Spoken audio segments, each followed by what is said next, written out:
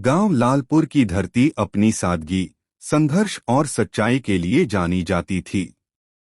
यहीं रहते थे रामचरण सिंह, एक बूढ़े किसान। झुकी हुई कमर, हाथों में पड़ी दरारें और आंखों में बरसों का धैर्य। रामचरण की एक ही संतान थी, अनामिका सिंह, जो अब आईपीएस अफसर बन चुकी थी, जिले की एसपी, वर्दी में सख्त और कानून में अडिग। पर आज गांव की गलियों में एक दृश्य सबको चौंका रहा था। एसपी मैडम खुद अपने बूढ़े पिता को हथकड़ी पहनाकर थाने ले जा रही थीं। क्यों? भाग एक, टूटा बचपन। अनामिका का बचपन खेतों में मिट्टी से खेलने और मां की लोरियों के साथ बीता। लेकिन एक रात सब बदल गया। वो महज 10 साल की थी जब उसकी मां सरस्वती देवी की जली हुई लाश खेत के कुएं के पास मिली थी। गांव में चर्चा थी, रामचरण ने ही मारा है बीवी को। रोज झगड़ा करता था। किसी ने कुछ देखा नहीं था, पर अफवाहें तेज थीं। पुलिस आई, रिपोर्ट लिखी, लेकिन केस दबा दिया गया। पुलिस आई, रिपोर्ट लिखी, लेकिन केस दबा दिया गया, दुर्घटना बताकर। अनामिका के मन में वही रात हमेशा जिंदा रही, मां की चीखें, पिता का गुस्सा और जलती हुई परछाइयां।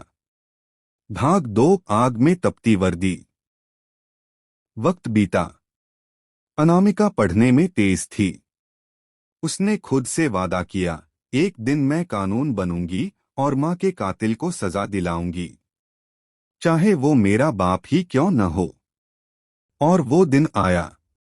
एसपी बनने के कुछ साल बाद, जब उसे उसी जिले में पोस्टिंग मिली जहां उसका गांव था, वो लौटी।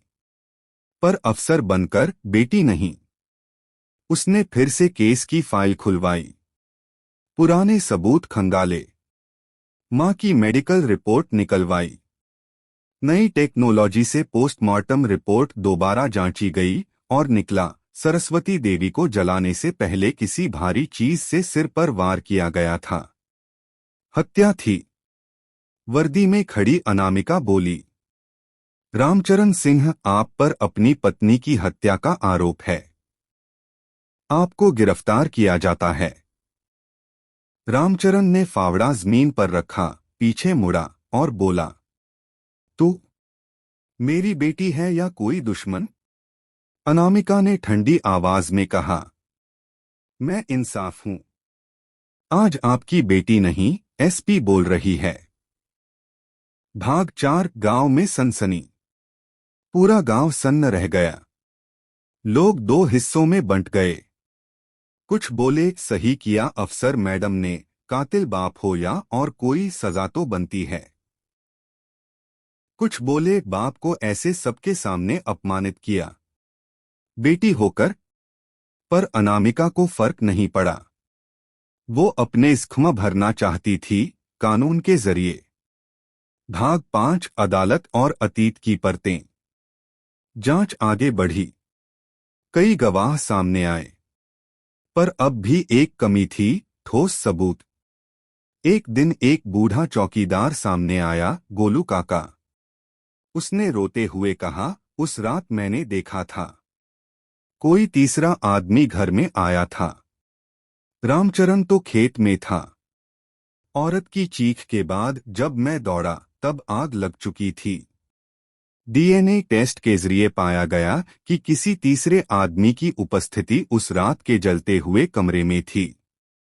पड़ताल में पता चला, वो था गांव का मुखिया धनीराम, जो सरस्वती को जबरन अपनी हवस का शिकार बनाना चाहता था। मना करने पर उसने उसे मार डाला और रामचरण को फंसा दिया। भाग 6, पश्चाताप। अनामिका अदालत के बाहर बैठी थी, सिर झुका हुआ। गांव की धूप धीरे धीरे चढ़ रही थी। चारों ओर सन्नाटा, जैसे किसी त्योहार का उल्लास नहीं, बल्कि किसी मातम की हवा चल रही हो। रामचरण सिंह की कलाई में अब ठंडी लोहे की हथकड़ी थी और सामने चल रही थी उनकी बेटी एसपी अनामिका सिंह। जीप खेत के किनारे रुकी। रामचरण को पकड़कर पीछे की सीट में बिठाया गया। पुलिस वाले चुप थे। अनामिका की आंखें सामने कहीं शून्य में गड़ी थीं। जीप जैसे ही गांव से निकलने लगी, रामचरण की आंखों से चुपचाप आंसू बहने लगे। भाग 8। एक बाप की चुप्पी। पीछे बैठे रामचरण बोला नहीं, बस धीरे से हवा में कुछ बुदबुदाया, जैसे अपने खेतों से विदा ले रहा हो। तू भी देख रही है ना सरस्वती, अपनी बेटी देख कितनी बड़ी अफसर बन गई है, और मुझे खुद जेल ले जा रही है। फिर अचानक वह थोड़ा जोर से बोल पड़ा, जैसे बह रही चुप्पी को काटते हुए।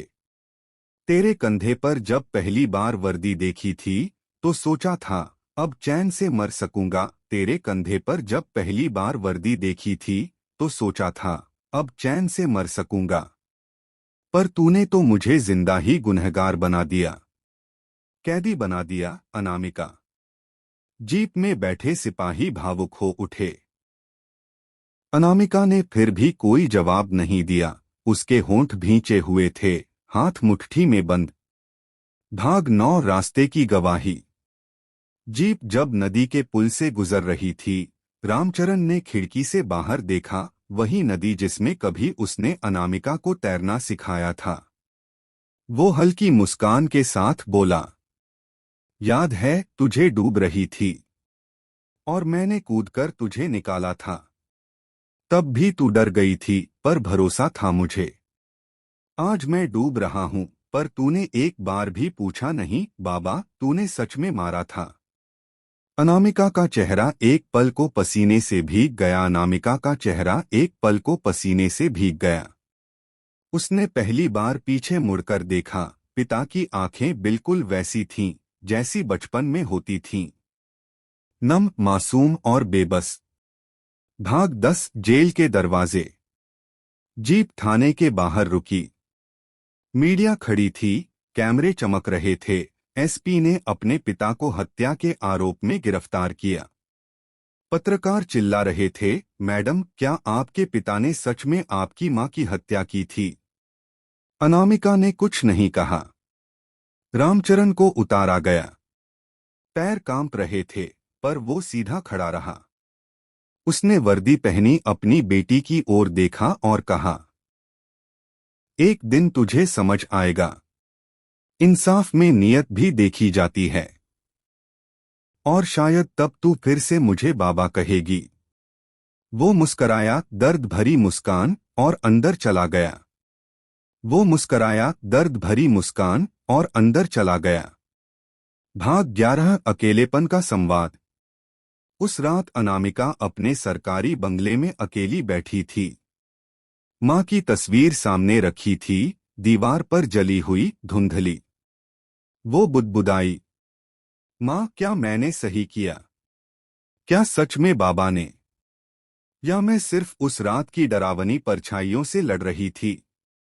वो फिर से वही डायरी पढ़ने लगी, और अचानक पीछे के पन्नों में एक कटा हुआ कोना मिला, जिस पर हल्के अक्षरों में लिखा था, अगर मुझे कुछ हो जाए तो जान लेना। रामचरण दोषी नहीं है, उसने सिर्फ मुझे बचाने की कोशिश की है। अनामिका की सांसें अटक गईं।